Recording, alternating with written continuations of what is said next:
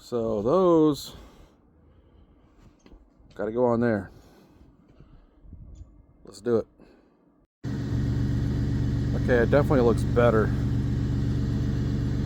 But now we got a little bit of this going instead of a lot of that going.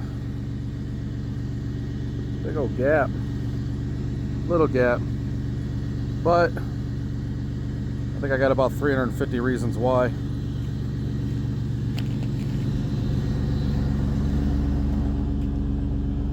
Two-wheel drive problems, if you know, you know. So I'm guessing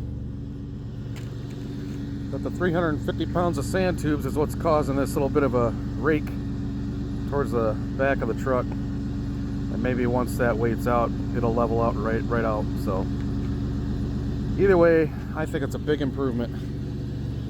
And it's only about 12 degrees, so we're not going to hang out too long. I don't know if I'm going to be able to get the blue off that yet. Might have to let weather do that. Kind of matches the truck. Have a good day now, you guys.